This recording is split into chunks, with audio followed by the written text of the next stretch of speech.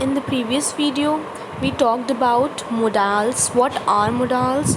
It comes under auxiliary verbs, and we even talk about that modals are used to express the intention of a person, the purpose, and either to give suggestions or advise someone, etc. तो इस चीज़ के लिए हम English language में modals use करते हैं. We have already done the use of can or cannot. Now in this video we will do further. First of all we'll do the use of could. Now could is used to express the past tense of can.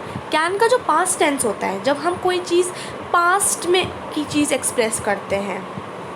He could swim when he was young. वो तैर पाता था जब वो छोटा था. तो ये हमने कब की बात कर ली? हमने एक बात करी past.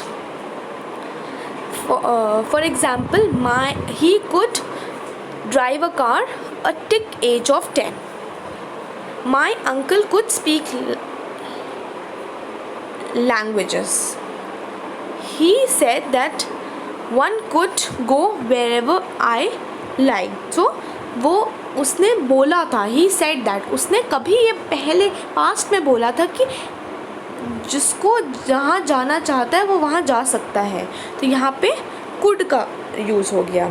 सेकेंड थिंग जिस चीज़ में could यूज़ होता है is the ability in the past. हमने पढ़ा था कैन भी यूज़ होता है to express the ability of a person. किसी की क्षमता दिखाने के लिए भी कैन यूज़ होता है. पर कैन और कुड में क्या डिफरेंस है? कैन हम यूज़ करते हैं प्रेजेंट के लिए, पर हम कुड यूज़ करते हैं पास्ट के लिए. For example, I could swim across the river when I was young. She could speak English when she was 10. जब वो 10 साल की थी तब वो इंग्लिश बोलना जानती थी. 20 years ago I could run a mile in 10 minutes. 20 साल पहले मैं 10 मिनट में 1 माइल दौड़ सकता था. तो ये उसकी एबिलिटी थी, ये उसके अंदर उसकी क्षमता थी, ये कोई क्वालिटी थी उसके अंदर. पर ये कब थी? पास्ट में थी. पास्ट की क्वालिटी एक्सप्रेस करने के लिए, क्षमता एक्सप्रेस करने के लिए हम कुड यूज़ करेंगे, पर प्रेजेंट की हम यूज़ करेंगे कैन. ठीक है. Now in these sentences the use of could expresses the ability to do something in the past. These sentences can be rewritten as under. अब इसको री राइट कैसे कर सकते हैं? इसका ऑल्टरनेटिव फॉर्म क्या है लिखने का? I was able to swim across the river when I was young. She was able to speak English when she was 10. 20 years ago I was able to run a mile in 10 minutes. अब ये सब कुछ उसके alternative हो गए, दोनों same हैं. हम एबल टू यूज़ करें या हम कुड यूज़ करें, बोथ आर सेम, पर कुड एक मोडाल है. ठीक है. सो इन दोनों के सेंटेंसेस के मतलब are one of the same.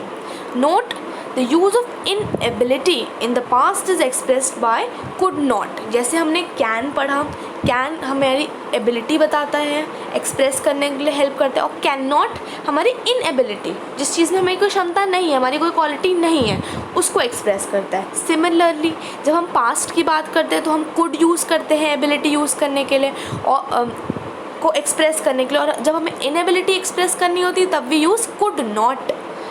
ठीक है. For example,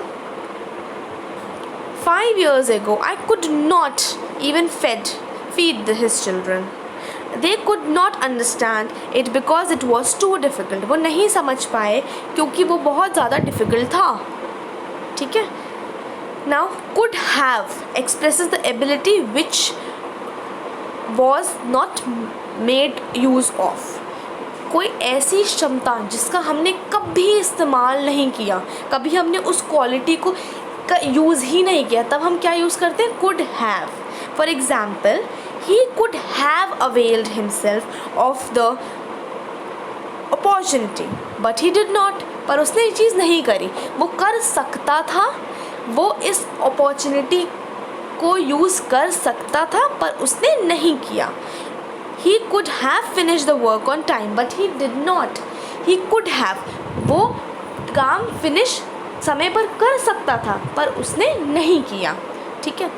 point number D, could is used to express the possibility. ठीक है। नाउ किसी पॉसिबिलिटी को एक्सप्रेस करने के लिए किसी सेंटेंस में इन द पास्ट वो हम यूज़ कर सकते हैं कुड के थ्रू। कैन हम प्रेजेंट में यूज़ करते थे, कुड भी use in the past. For example, if I had money I could buy the house. He could write in neat handwriting if he chose. मतलब अगर उसने ये चीज़ चूज़ करी होती अच्छी हैंड राइटिंग लिखने की, तो वो नीट हैंड राइटिंग भी लिख सकता था, ठीक है। I could have helped him that he had asked for. He could be successful if he had tried hard. वो सक्सेसफुल हो सकता था अगर उसने ट्राई किया होता, ठीक है। तो ये पास्ट की बात हो गई, पॉसिबिलिटी बता रहा है। Point number E, could is use to seek permission. Can के लिए भी हम परमिशन यूज़ करने के लिए करते थे, तो कुड भी हम परमिशन के लिए यूज़ कर सकते हैं और मेक अ पोलाइट रिक्वेस्ट, या फिर कोई बहुत ही पोलाइट काइंड रिक्वेस्ट करनी हो हमें किसी से, जैसे कि could I finish my work tomorrow and go home now. Could I have a पे राइज, क्या मेरी पे बढ़ सकती है। Could I open the window, क्या मैं विंडो ओपन कर सकता हूँ। Could you lend me book for a day, क्या तुम मेरे को बुक एक दिन के लिए दे सकते हो।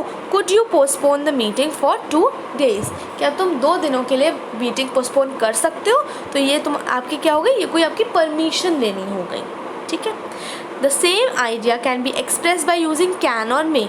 ये सेम आइडिया हम कैन और मे के साथ भी यूज़ कर सकते हैं। However the use of could suggest that the permission is sought in a polite and hesitant manner.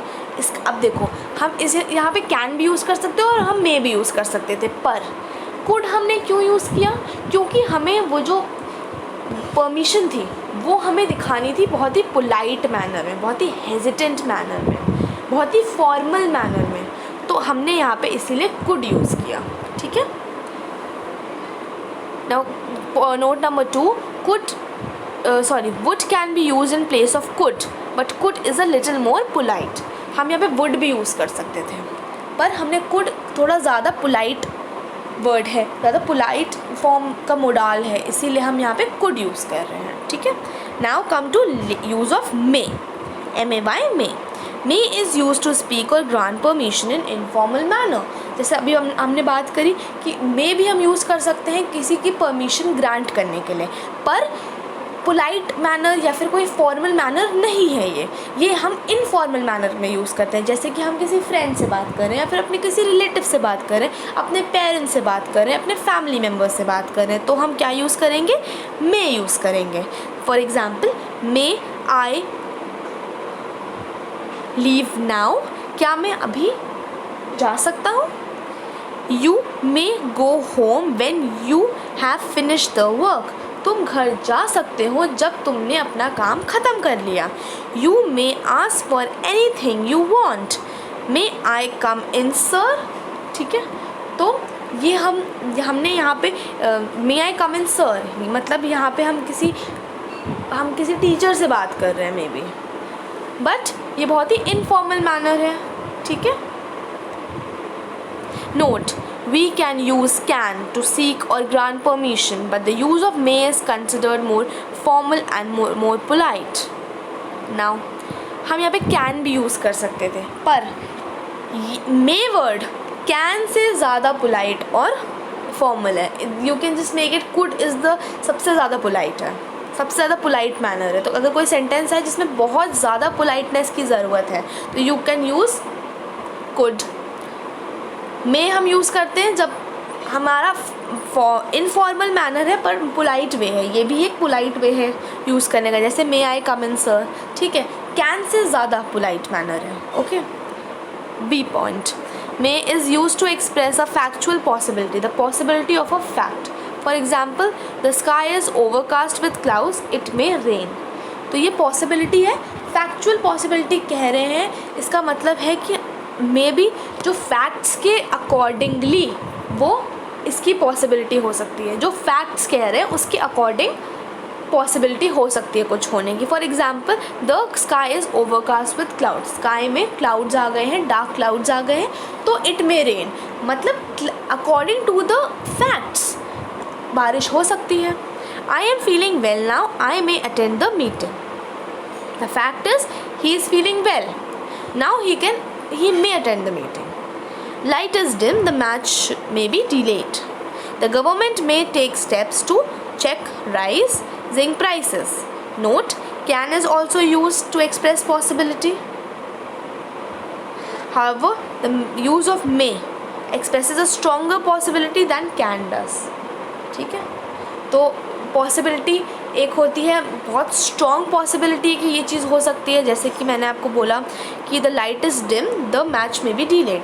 Light धीमी है, मैच डिले हो सकता है, तो इसमें स्ट्रॉन्ग पॉसिबिलिटी है कि मैच 90% डिले होगा ही होगा, इतनी ज़्यादा डिम लाइट है. पर अगर हम कैन यूज़ करते हैं, जैसे कि light is dim, the match can be delayed, इसका मतलब है कि 50-50 चांसेस हैं कि डिले हो भी सकता है और नहीं भी हो सकता है. शायद इतनी डिम नहीं है लाइट कि सच में कि डिले हो भी जाए, हो भी सकता है. तो यहाँ पे ये डिफरेंस है मे और कैन का.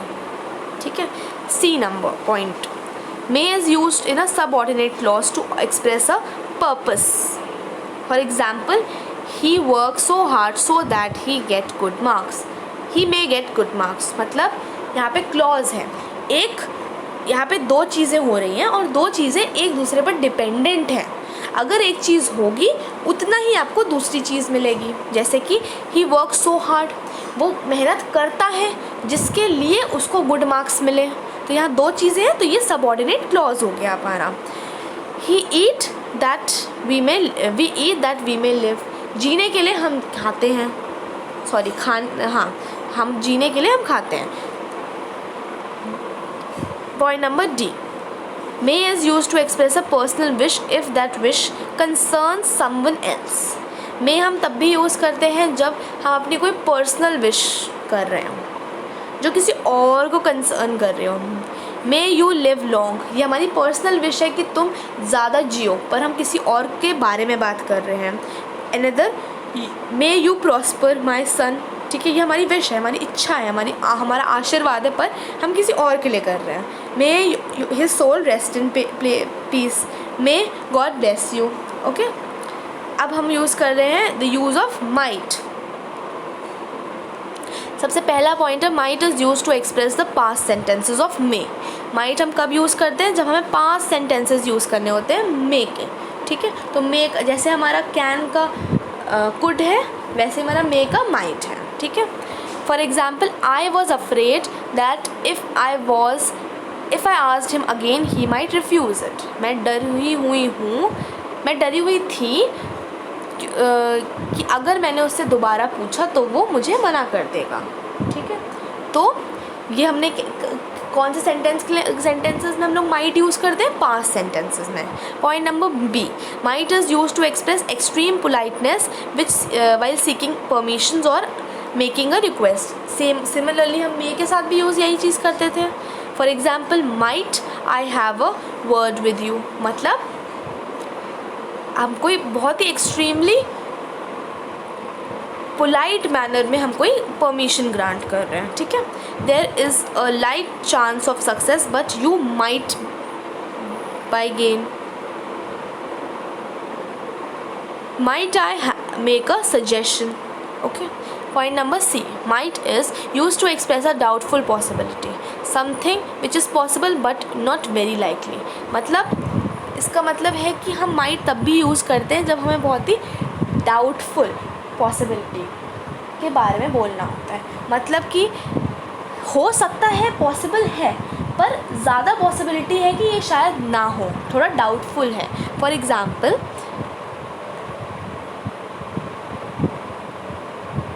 He was not promised but he might come. Sorry, he has not promised but he might come. उसने प्रॉमिस नहीं किया है, 30% ही चांस है, पर वो आ सकता है क्योंकि 30% चांस है. Now he has got a job, he might be thinking of marriage. वो सोच रहा होगा, ये आपकी थिंकिंग है. ठीक है, आपकी ये पॉसिबिलिटी है, पर ये बहुत डाउटफुल पॉसिबिलिटी है. May be I am doing a job and I am not thinking of it. Okay. He might have applied for the job but I am not sure. तो यहाँ पे I am not sure use हो गया, मतलब surety तो है ही नहीं, बहुत ज़्यादा डाउटफुल केस है. ठीक है, दैट इज़ द रीज़न यहाँ might यूज़ हुआ है. नोट, might और may is used in conditional sentences to express a possible result. मतलब कोई कंडीशनल सेंटेंस है जिसमें हमने कोई कंडीशन रखी है, जिस जो यूज़ होते हैं इफ़ या वेदर से जो स्टार्ट होते हैं, पर और वो उस कंडीशन पे ही डिपेंडेंट है आपका रिज़ल्ट क्या होगा. For example, if you apologise he may forgive you. अगर तुमने अपोलोजाइज़ किया, अगर तुमने सॉरी बोला तो वो शायद तुम्हें माफ़ कर दे. तो यहाँ पर क्या है, एक पॉसिबिलिटी पर हमारा रिज़ल्ट डिपेंडेंट है. माइट भी यूज़ हो सकता है. If we do not hire a taxi we might miss the train. अगर हमने टैक्सी अभी इसी समय पे नहीं ली तो हम ट्रेन मिस कर सकते हैं. ठीक है. Note, might plus perfect infinite is used in speculation about a past action. For example, he might have यहाँ पर infinite, perfect infinite हो गया, perfect participle हो गया जो हम perfect tense में यूज़ करते हैं. disclose the secret. ठीक है, मतलब ये हम लोग अंदाज़ा लगाए. स्पेक्यूलेशन मतलब अंदाज़ा लगाना किसी पास्ट एक्शन के बारे में. शायद उसने तुम्हारा सीक्रेट सबको बता दिया है. ठीक है, सब बता चुका है वो. ठीक है. He might have gone without telling anybody. वो शायद जा चुका है विदाउट इवन टेलिंग एनीबडी. किसी को बिना बताए वो जा चुका है.